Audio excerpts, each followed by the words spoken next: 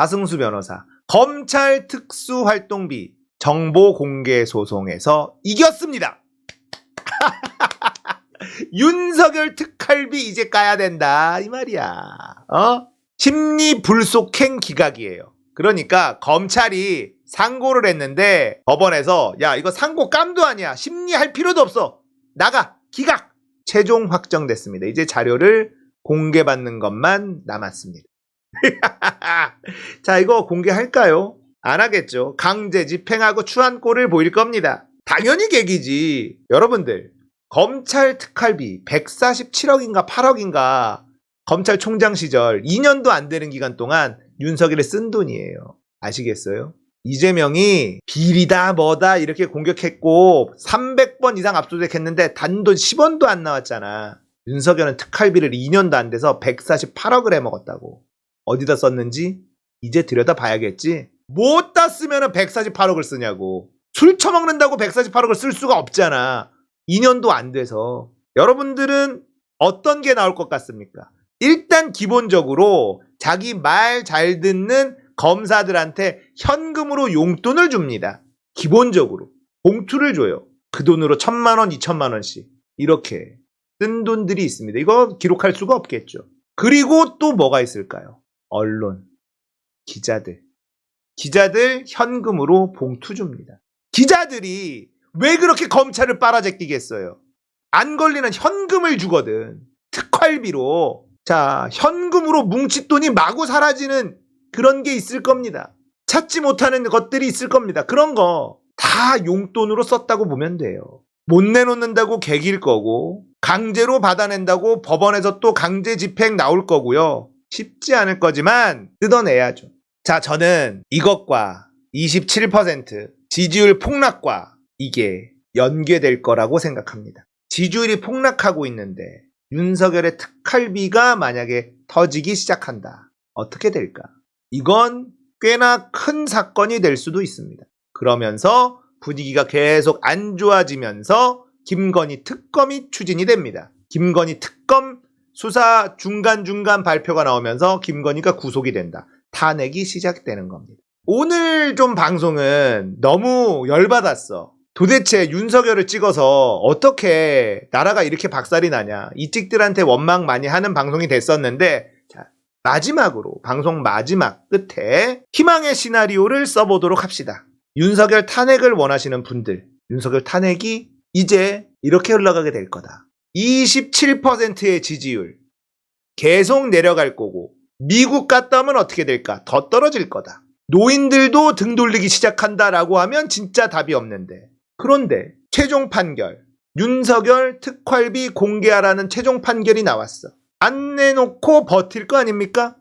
그러면 강제 집행 들어갈 거고 자 만약에 버티면 공수처에다가 얘기할 수도 있고 자 이런 식으로 갈등이 일어나면서 이게 언론들이 다루기 시작하면서 지지율은 계속 떨어지면서 김건희 특검이 들어가면서 김건희가 주가 조작한 게 뻥뻥뻥 언론에도 기사가 나오면서 최은순 장모의 범죄 행각도 뻥뻥 나오면서 예전에 더 탐사가 했었던 예전 자료들이 성지순례 왔습니다. 뻥뻥뻥 터지면서 이러면서 탄핵의 분위기로 가는 겁니다.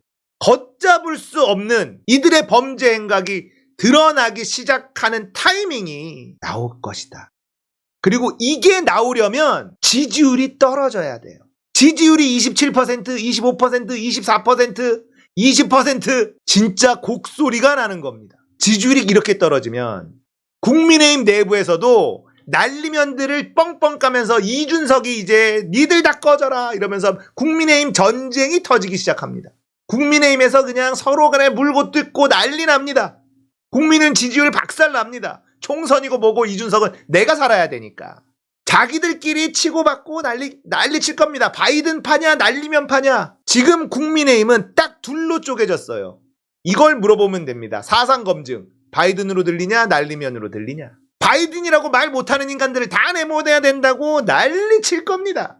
그리고 숨어 있었던 답답했었던 증인들이 증언을 쏟아내기 시작할 겁니다. 지지율이 폭락하고 국민의힘 자중질환하고 김건희 특검 들어가고 분위기 박살났을 때 사실 나 천공 온 거 봤었는데 그러면 언론이 특종들이 뽕뽕뽕뽕뽕 이런 일이 벌어질 거라는 거예요. 그런데 갑자기 미국의 도청 자료가 또 공개가 되는데 천공과 김건희가 국정을 결정하더라. 이씨. 그러면 또 김태호가 저거 위조된 거다. 백악관은 아니다. 이러면서 이것이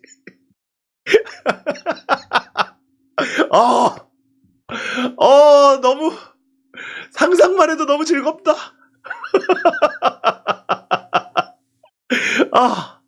상상만 해도 너무 즐거워. 너무 답답하니까 이런 상상을 한번 해봤습니다. 우리가 버티기가 너무 힘들잖아. 가끔 이런 상상하면서 버텨야지 뭐. 근데 검찰의 특활비는 트리거가 될 가능성이 있습니다. 지지율이 막 떨어지고 있는 타이밍에 이런 결과가 나왔다는 게 중요해요. 만약에 지지율이 탄탄한 상황에서 이런 게 나오면 검찰이 버틸 수 있거든. 근데 지지율이 이렇게 떨어지고 있을 때는 검찰이 이 자료를 안 내놓기가 어려워요. 그리고 언론들이 이거를 집중적으로 파기 시작하면 무너질 수 있다는 거예요. 저는 요건 의미가 좀 있다고 봅니다. 특활비 공개되면 수상한 게 한두 가지가 아닐 거란 말이죠. 그러면 계속 물어보겠죠, 민주당에서. 윤석열, 너 검찰총장 시절에 이거 어디다 썼어? 빨리 얘기해. 빨리 얘기해. 이러면서 주도권이 완전히 민주당으로, 이재명으로 넘어오는 거예요. 이재명 압수수색 300번 넘게 했잖아. 니네도 압수수색 좀 하자. 이렇게 이상한 수상한 게 이렇게나 많은데 완전히 바뀌는 거죠. 정진상, 김용 재판에서 무죄가 하나씩 뻥뻥뻥 터지기 시작하고 흐름이 이렇게 갑니다. 저는 윤석열은 반드시 탄핵돼야 된다고 생각하는 사람이기 때문에 어떻게 해서든 그 흐름을 좀 상상하는 거예요. 지지율 떨어지고 김용, 정진상 무죄 나오고 김건희 특검 가서 김건희 구속되고 이런 식으로 가다 보면 이건 탄핵 가는 길이다. 총선 200석. 이거 너무 희망회로다. 이렇게 흘러가면 불가능한 일이 아니다. 기분 좋은 상상을 해봤습니다.